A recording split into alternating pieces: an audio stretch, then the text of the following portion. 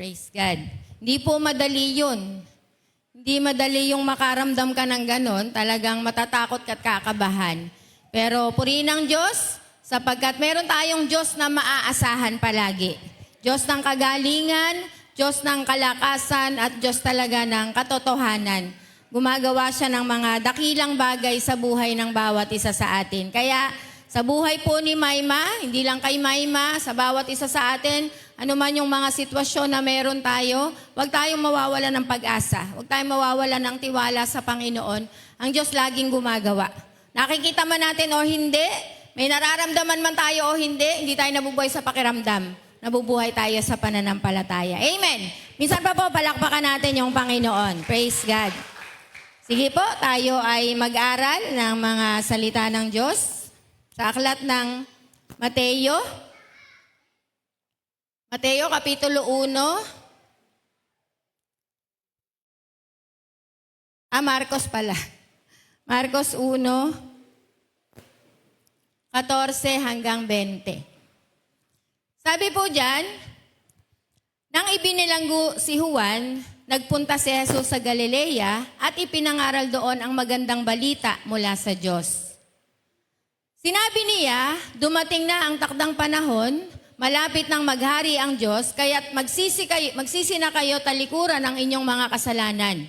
Paniwalaan ninyo ang magandang balita. Habang naglalakad si Jesus sa tabi ng lawa ng Galilea, nakita niya ang magkapatid na Simon at Andres na nanghuhuli ng isda sa pamamagitan ng lambat. Sila'y kapwa mga mangingisda. Sinabi ni Jesus sa kanila, sumunod kayo sa akin, at kayo'y gagawin kong mangingisda ng mga tao. Pagkasabi niya nito'y agad iniwan ng magkapatid ang kanilang mga lambat at sumunod sa kanya. Nagpatuloy siya sa paglalakad at sa di kalayuan ay nakita naman niya ang magkapatid na Santiago at Juan na mga anak ni Zebedeo. Sila'y nasa kanilang bangka at nag-aayos ng mga lambat. Tinawag din sila agad ni Jesus at sila ay sumunod din sa kanya. Iniwan nila ang bangka, ang kanilang ama, nakasama ang kanilang mga upahang manggagawa. Amen. Pinagpala po ng Diyos ang pagkabasa ng kanyang mga salita. Tayo po ay nasa season ng pagbabalik sa atin pong process kung paano natin gagawin yung ating vision to win souls, make disciples, kung paano tayo pupunta sa ating goal. Ano nga po yung goal natin? To make every believer a leader of leaders. Kaya ito pong buong July, nagsimula tayo ng pre-encounter at ngayon ay papasok na ulit sa pangatlo na SOL 3, yung mga natagalan po na sa process para matapos na nila yung School of Leaders. At by August, tayo po ay papasok or magkakaroon tayo ng muling pag-aaral para po sa life class. Sapagkat ang pangarap ng Panginoon, ang vision ng Panginoon, alam niyo po ba na ang Panginoong Jesus ay merong vision for multiplication? Amen. Vision for multiplication. Nais ng Diyos na talagang mapalapit sa Kanya, dalhin sa Kanya. Sabi diyan sa binasa natin, nung nakabilanggo na si Juan Bautista, siya yung nangangaral Siya yung nangangaral. Malapit na yung kaharian ng Diyos. Magsisi kayo, talikuran nyo yung inyong mga kasalanan. Yung magandang balita, ipinangangaral ni Juan, nabilanggo si Juan. Kaya si Jesus na. Si Jesus na yung nangaral. Malapit na yung kaharian ng Diyos. Malapit nang maghari ang Diyos. Magsisi kayo. Talikuran ninyo yung inyong mga kasalanan at paniwalaan ninyo yung magandang balita. Ano yung magandang balita? Sino yung magandang balita? Si Jesus ang magandang balita. Si Jesus yung ating kaligtasan. Si Jesus ay namatay pero muling nabuhay para sa atin pong kaligtasan. Amen po ba? Kaya meron siyang vision. Meron siyang pangitain. Ang sabi niya kina Pedro, kina Andres, sumunod kayo sa akin, gagawin ko kayong mangingisda ng mga tao. Gagawin ko kayong fishers of men. Literally, Ang trabaho talaga ni Pedro, ni Santiago, ni Andres, ni Juan, ay mga mangingisda. Talaga pong nangingisda sila sa lawa ng Galilea. Pero ang gagawin ng Panginoon sa kanila ay dadalhin po sa kanyang vision to multiplication. Okay. Ano po ba yung kailangan natin para makapasok tayo sa vision na ito? Ang pinakakailangan po natin dito ay salitang commitment. Amen. Commitment is the key to multiplication. Sabihin nga po natin, commitment. Commitment. Pag sinabing commitment, sabi po dito, ito yung meron kang pagtatalaga. Diba? Pero meron itong magkakahalo na salita na ang ibig sabihin ay commitment. Yung tatlong ito po ay nakapaloob sa commitment. Una ay yung pangako. Pangako, an agreement to do something. Pag sinabing commitment, meron kang ipinangako. Agree. Nakipag-agree ka na meron kayong gagawing isang bagay. Pangalawa ay yung paninindigan. Refers to standing by your principle, a relationship, or a decision regardless of challenges. Meron kang paninindigan, meron kang pinaninindigang prinsipyo or decision regardless na meron itong mga challenges. Meron kang pinaninindigang isang bagay kahit na mahirap, pero dahil nga po ito'y kasama sa commitment, kaya gagawin mo yan. At yung panghuli ay yung dedikasyon. Refers to focusing and giving your time and energy to a task, goal, or job. Pag sinabing dedication or dedikasyon, ibinibigay mo yung buong focus mo at yung buong time and energy mo sa isang bagay or sa isang goal or sa isang trabaho na kailangan mong gawin. Kaya para maintindihan po natin yung salitang commitment, kailangan alam mo yung salitang pangako, paninindigan, at dedikasyon. Amen. Nakukuha niyo po ba? Dahil ito ay nakapaloob dun sa salitang commitment. Pag sinabing ikaw ay may commitment, meron ka ng ipinangako. Nag-agree kayo sa isang bagay na gagawin nyo. At yung pangako mo na yon, yung prinsipyo mo na yon, yung salita mo na yon, tatayuan mo yon at paninindigan mo yon. At yung dedikasyon mo, itinalaga mo na yung sarili mo sa bagay na sinabi mo. Halimbawa po, merong nag-i-invite sa'yo. Uy, pumunta ka sa Sunday. Meron kaming celebration or birthday ng anak ko, birthday ng tatay ko. O basta merong okasyon sa bahay. Kaya lang, dahil meron ka ng commitment, meron ka ng natanguan, meron ka ng napangakuan, anong sasabihin mo? Ay, hindi na ako pwede. Kasi nakakommit na ako sa naunang napangakuan ko. Yun po yung ibig sabihin ng commitment. Nakapaloob dun sa salitang commitment, yung iyong pangako, yung iyong paninindigan, at iyong dedikasyon. Basta nakakommit ka na sa isang bagay, dun na dapat pupunta yung buhay mo. Dun sa commitment mo. Kaya, napakahalaga po ng commitment para magawa natin yung vision for multiplication. Amen. Yan nga po palagi yung hinihingi ko sa mga leader, mas malalim pa nga Mas malalim na commitment. Pag sinabing commitment, committed ka sa isang bagay, sa ayaw at sa gusto mo, pupunta ka doon. Gagawin mo yon. Pag sinabi pong committed ka sa isang bagay, hindi ka na pwedeng mag-excuse. Diba? Tandaan nyo po, kapag ka nasanay ka ng mag-excuse, Diba? Once na nag-excuse ka, nagiging habit yung magaling ka ng mag-excuse. Ang dali mong humanap ng excuse. Pero kapag ka ikaw ay committed, kapag ka ikaw ay natutong mag-commit, talagang paninindigan mo yung mga salita or mga pangako na ginawa mo. Sa G12 vision naman po, ang salitang commitment, alam natin yan. Willingness to change your lifestyle to obey your God. Diba? Willing kang magbago ng buhay para lang sumunod ka sa iyong Diyos. Yan yung halaga ng commitment. Sa salita ng sa G12 vision, yan po yung ating napakahalagang dapat maunawaan. Pag sinabing committed ka, willing ka na magbagong buhay, magbagong lifestyle, magbago ng prioridad para lang sumunod sa iyong Diyos. Amen po ba? Naunawaan po ba natin? Napakahaba nitong pag-aaralan natin, pero hindi muna natin tatapusin.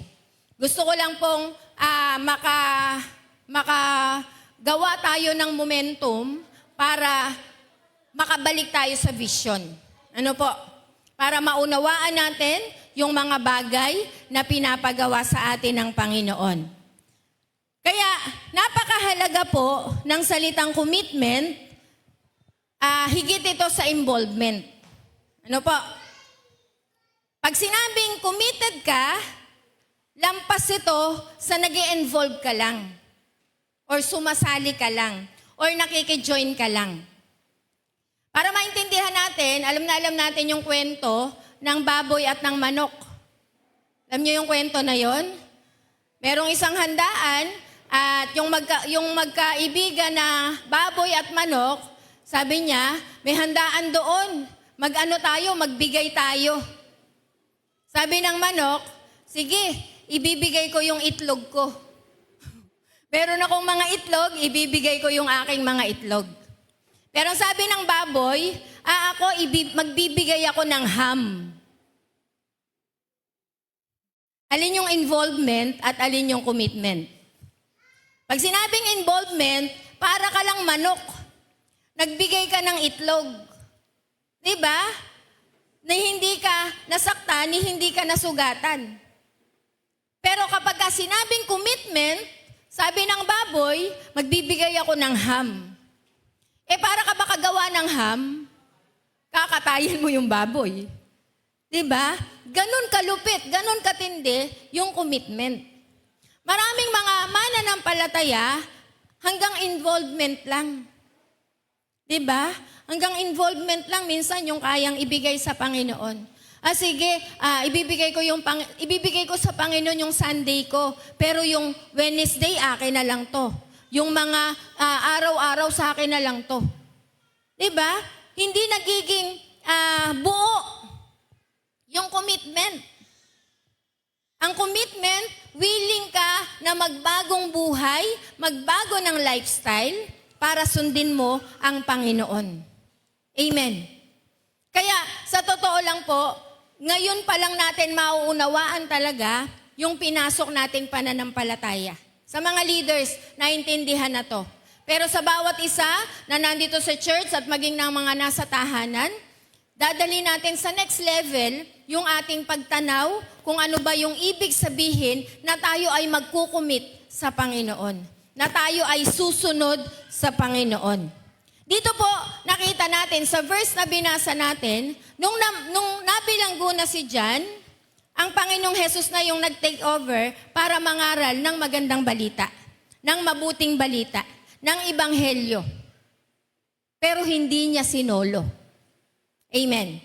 Hindi niya sinolo. Bakit? Nung nakita niya si Andres, nung nakita niya si Pedro, tinawag niya yung mga ito, sumunod kayo sa akin, gagawin ko kayong fishers of men. Nung nakita niya si Santiago, nakita niya si Juan, take note po ha, hindi nakatambay yung apat. Amen. Hindi nakatambay. Mga nagtatrabaho. Nandun sila sa negosyo nila. Yung dalawang ang magkapatid, si Juan at si Santiago, kasama pa yung tatay nila na si Zebedeo. Nag-aayos sila ng lambat, nag-aayos sila ng bangka. sapagkat busy sila sa kanilang negosyo na pamamalakaya or pangingisda. Pero yun yung tinawag ng Panginoon. Kaya dito po makikita natin, nagkaroon ng krisis, nakulong si Juan Bautista, pero merong Pedro, merong Andres, merong Santiago at Juan na ipinalit ng Panginoon. Amen po ba? Kaya tayo naniniwala, sa tuwing may krisis, tayo yung magiging kagamit-gamit ng Panginoon para mapakinabangan tayo sa kanyang kaharian. Amen po ba? Sabi po dito, you are the solution for this generation. You are God's solution for this generation. Sa lahat ng mga nakakilala sa Panginoon, sa lahat ng mga tumanggap sa Panginoon, ikaw ang solusyon sa iyong henerasyon. Tayo ang solusyon. Ako ang solusyon. Sabihin mo sa katabi mo, ako ang solusyon sa henerasyon kong ito. Kung kabataan ka, solusyon ka sa eskwelahan mo. Kung tayo ay mga magulang, solusyon tayo sa komunidad natin. Solusyon tayo, saan man tayo naroon. Sino po naniniwala? Napakaraming issue, napakadaming problema sa ating mga ginagalawan. Diba? Napakaraming problema. Kaya nga lagi kong sinasabi, ang pinakasolusyon dyan ay ang mabuting balita. Ang pinakalunas sa mga issue ng lipunan, ng tahanan, ng paaralan, o ng anumang lugar, ay ang mabuting balita. Walang iba kundi yung ating Panginoong Hesus. Kaya tayo, bilang mga nakakilala sa Panginoon, bilang tumanggap sa Panginoon, tayo po yung solusyon. Amen po ba? Tayo yung solusyon. Tayo yung papakinabangan ng Panginoon. Yung buhay natin, eto na, turn na ng Panginoon para mapakinabangan tayo. Tagal na nating napakinabangan ng demonyo. Ang tagal na nating napakinabangan ng mundo. Ang tagal mo nang napakinabangan ng bisyo. Ang tagal mo nang napakinabangan ng sarili mo. Pwede bang ngayon, ang Panginoon naman yung makinabang sa atin? Amen po ba? Kaya, napakahalagang maunawaan sa ating mga panahon ngayon, na ako'y mapakinabangan ng Panginoon. Paano ka mapapakinabangan? Kailangan mag-commit ka. Amen. Kailangan italaga mo talaga yung buhay mo. Italaga mo talaga yung sarili mo. Sabi nga doon, yung salitang paninindigan, talagang gagawin mo, tatayuan mo yung prinsipyo o yung relationship mo sa Diyos o yung mga desisyon regardless sa mga challenges. Nakakilala tayo sa Panginoon, hindi naman naging smooth ang buhay. May mga problema pa rin, may mga karamdaman pa rin, kaya nga may mga patotoo tayong naririnig eh. Amen po ba? Kaya nga merong mga karanasan, mga mahihirap na karanasan, mahihirap na sitwasyon, mga masasakit, mga mabibigat na problema, pero nasa Panginoon ka. Nakakilala ka sa Panginoon. Dahil hindi ibig sabihin na ikaw ay nasa Panginoon, magiging okay na yung lahat. Sabi ng Bible, dito sa sanlibutan, meron talaga kayong tribulation. Meron talagang mga kapighatian. Pero ang utos ng Diyos, lakasan mo yung loob mo. Napagtagumpayan ko na yung sanlibutan. Kaya, dadanasin natin yung maraming mga bagay. Dadanasin natin yung iba't ibang hamon ng buhay. Pero kung nananatili kang committed sa Panginoon, Lord, ano man yung pangako ko sa iyo, paninindigan ko to. Talagang gusto kong italaga na. I-dedicate ko na yung buhay ko sa iyo. Napakarami ng panahon ay binigay ko yung buhay ko sa amo ko, sa trabaho ko, sa negosyo ko. Pero ngayon naman, bibigay ko sa iyo. Diba?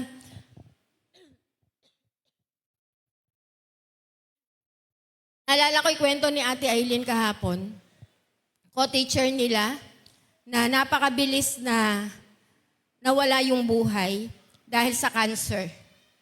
Ang asawa ay nasa Amerika, mga anak ay nagtatrabaho na, may mga upahang apartment. Alam niyo po yun? Yung para bang lahat ng bagay ay nasa kanya na. Kaya lang nawala yung buhay, namatay.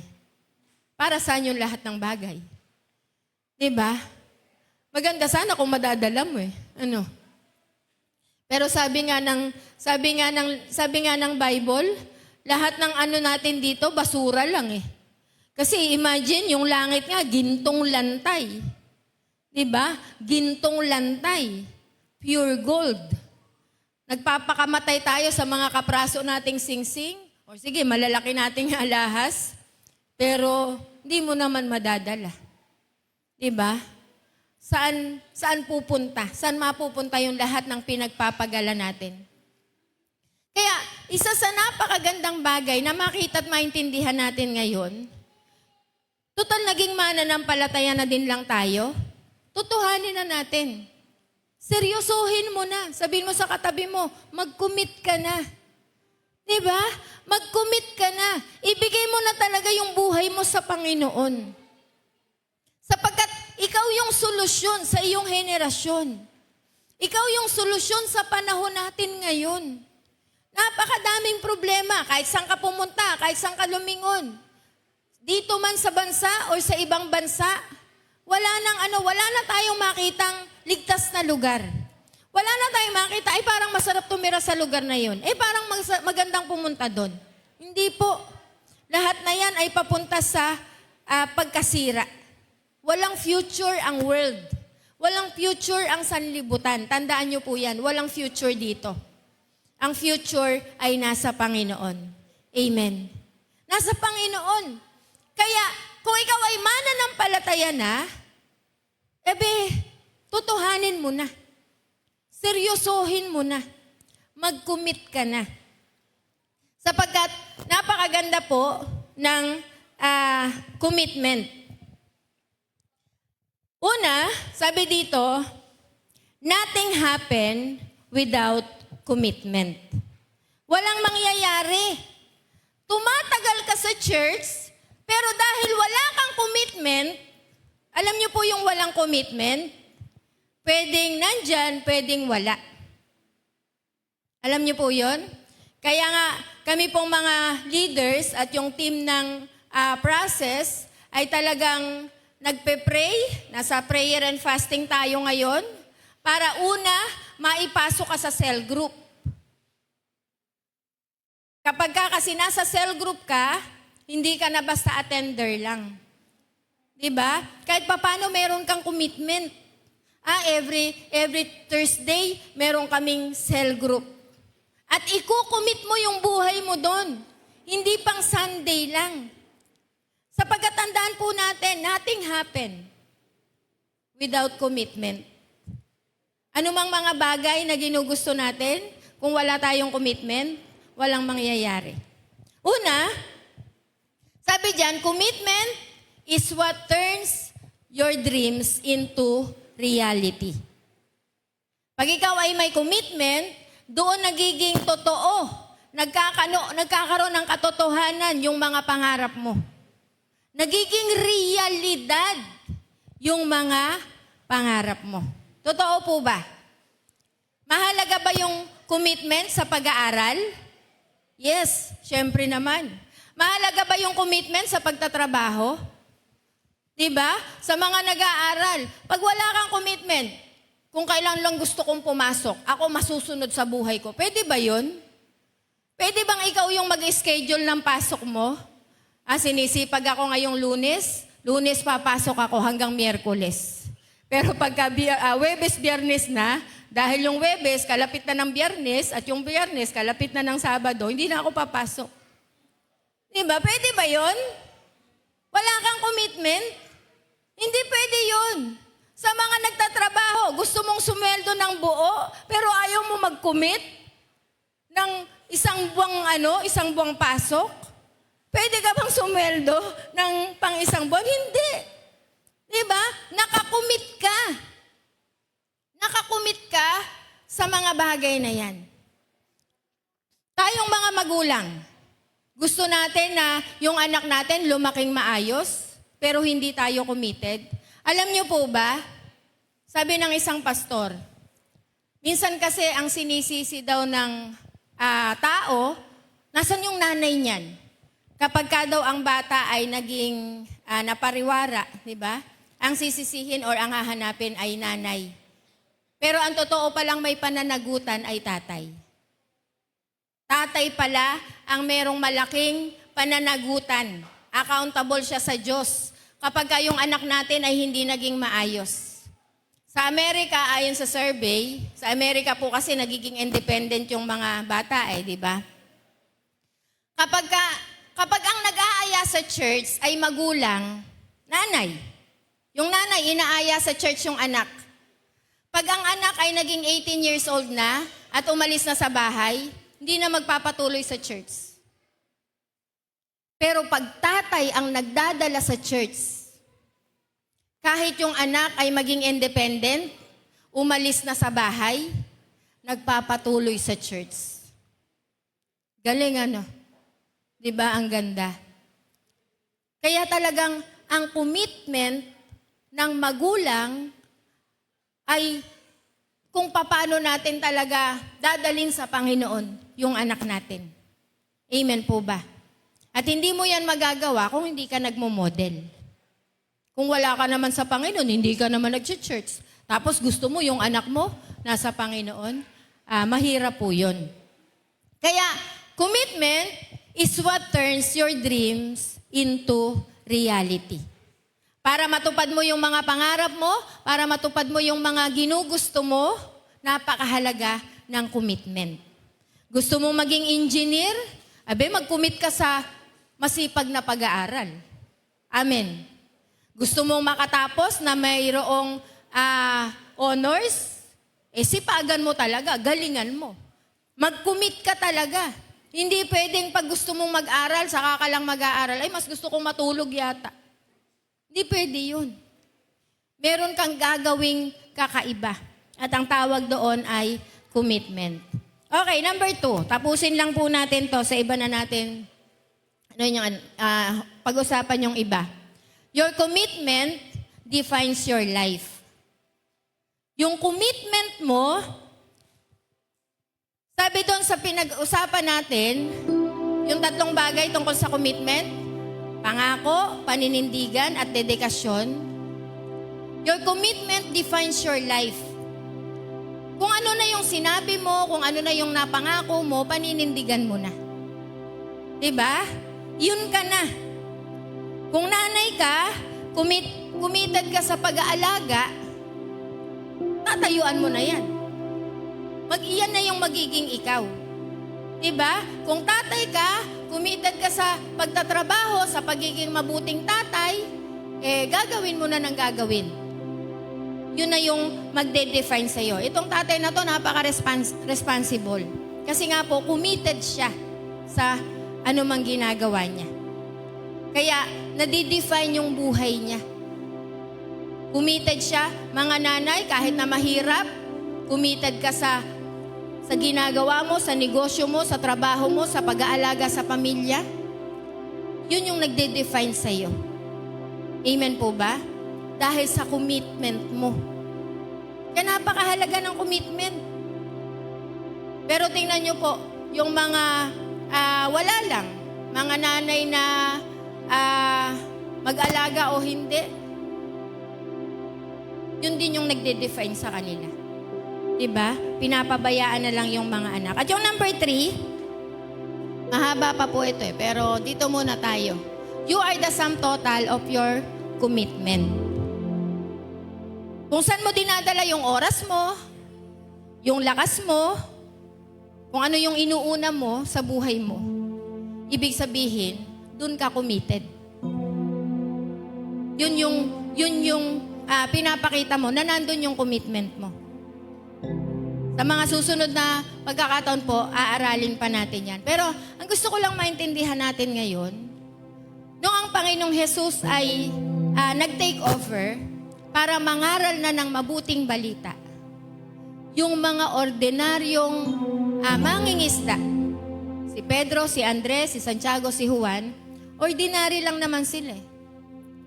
Pero yung commitment nila, paano nasabing may commitment sila? Sabi po dun sa verse, iniwan nila yung kanilang mga lambat at sumunod sa Panginoon. Ibig sabihin, willingness to change your lifestyle, to change their lifestyle, to obey Jesus, to obey your God. Amen. Iniwan nila, di pa naman nila naintindihan ano ba sinasabi ng Panginoon, gagawin ko kayong mangingisda ng mga tao. Hindi naman nila yun alam eh. Ang alam nila, mangingisda ng totoong isda.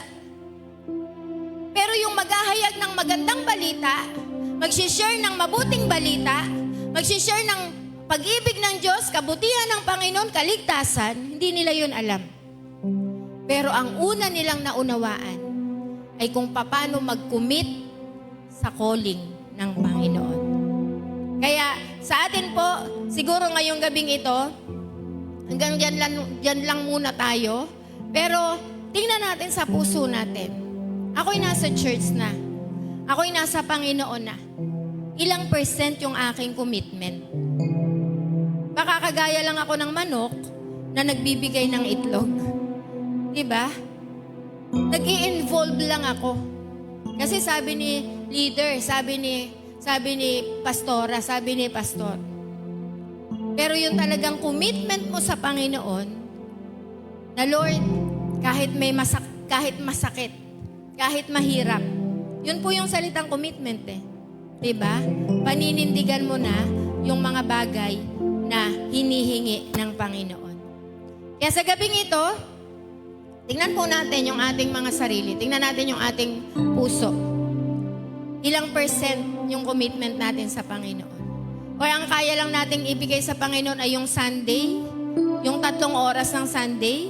Pero after ng service, balik na ako sa dati kong buhay. Akin to eh. Buhay ko to eh. Hindi po.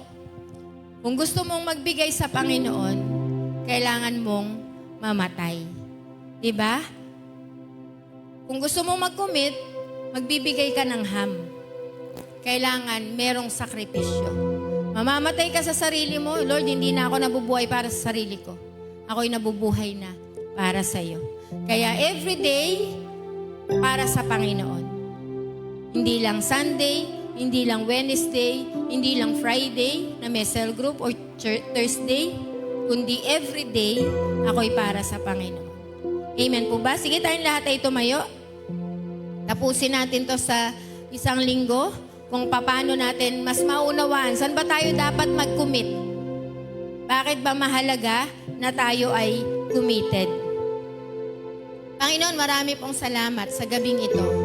Yan mo, Panginoon, nalubos po naming maintindihan yung vision sapagkat kami yung solusyon sa henerasyong ito. Yung paligid namin ay pasama ng pasama, nalilito, hindi alam kung ano yung totoo. Sa gender na lang, Panginoon, ang mga kabataan, ang mga bata, nililigaw at nililito. Pero hayaan mo, Panginoon, ngayon, kami na magkukumit sa iyo, kami yung mga solusyon sa henerasyong ito, Panginoon. Kami yung magtuturo ng katotohanan, magdadala ng katotohanan, at maghahatid, Panginoon, ng pag-asa sa pamamagitan ng aming Panginoong Jesus. Lord, ang gabi pong ito, Panginoon, ay pinagkakatiwala namin sa iyo. Salamat, Panginoon. Salamat sa pribilehiyo na kami tinawag mo. Dinala mo kami sa iyo, Panginoon. Ipinanganak kami upang kami, Panginoon, ay maging solusyon sa aming panahon. Tulungan mo po kami, Panginoon, yung salitang commitment na nakapaloob yung pangako, paninindigan at dedikasyon tulungan mo kaming gawin po namin yung mga bagay na ito. Anumang bagay, Panginoon, na naipangako na namin sa iyo. Anumang bagay, Panginoon, na naibigay na namin sa iyo, naitalaga na namin sa iyo, panindigan na po namin ito. Kung naibigay na namin sa iyo yung buhay namin, Lord, tulungan mo po kaming manindigan. Bilang mga leaders, bilang mga cell leader, hayaan mo, Panginoon, na totoong commitment yung makita mo sa amin. Bilang mga cell members, Panginoon, hayaan mo na mahalin po namin yung cell group namin. Patuloy kaming matuto sa aming mga cell group. Patuloy kaming lumago sa aming mga cell group. Konti pa lang yung aming nauunawaan. Pero kung kami magkukumit, Panginoon, naniniwala kami na kami patuloy na lalago. I-develop mo kami at imumold mo kami, Panginoon, ayon sa iyong mabuting nais at kalooban. Pagpalain mo po, Panginoon, ang kaunting salita na amin pong napag-usapan sa gabing ito. I-bless mo po ito sa aming mga puso, sa aming mga buhay. Maging sa mga anak mo, Panginoon, nakasama po namin sa kanilang mga tahanan. Lord, maaring iba't iba yung sitwasyon na kanilang pinagdadaanan. Pero salamat, Panginoon, sa buhay at patotoo ni Maima. Naniniwala ako, Panginoon, na kung paanong gumawa ka ng dakilang bagay kay Maima, kay Dani, kaya mong ulitin, kaya mong gawin, Panginoon, sa mga anak mo na meron ding ganong kalagayan. Abutin mo, Panginoon, yung may mga pangangailangan. Pagalingin mo yung mga may karamdaman, Panginoon, mula ulo hanggang paa. Lord, dumaloy ugad ang kagalingang nagmumula sa iyo. Dumaloy, Panginoon, ang kalakasan. Dumaloy, Panginoon, ang iyong latay na nagsilbing kabayaran ng aming mga sakit at karamdaman. Hayaan mo, Panginoon, ikaw, Lord, yung tumulong sa mga anak mo na nabibigatan. Hayaan mo na palayain mo po ang kanilang mga buhay sa anumang kabigatan na kanilang nararanasan. Maging yung bawat isa, Panginoon, na narito sa church. Lord, salamat. Salamat sa pribilehiyo ng paglilingkod. Hindi lang si Andres, hindi lang si Pedro, si Juan at Santiago yung tinatawag mo, Panginoon. Maging yung bawat isa sa amin, naniniwala ko, Panginoon, meron din kaming pagkatawag to win souls and make disciples. Yung bawat mga kaluluwa na ibinigay mo sa amin, Panginoon, ay patuloy na maalagaan. I-bless mo po ang buhay, ang puso ng bawat anak mo na narito at pagpalain yung aming mga pagbibigay at pagkakaloob. Salamat sa pagkakataon, Panginoon, na kami ay makakaunawa ng vision na nais mong ipagawa sa bawat isa sa amin. I-bless mo po ang aming pag-uwi. Samahan mo kami, Panginoon. Makarating kami sa aming mga sari-sariling tahanan na payapa at ligtas at bigyan mo po kami ng masarap na pahinga ngayong gabing ito. Maraming pong salamat. Pinupuri ka po namin sa pangalan ng aming Panginoong Jesus. Amen, amen, amen. Amen. Sige po, magandang gabi at God bless sa ating lahat.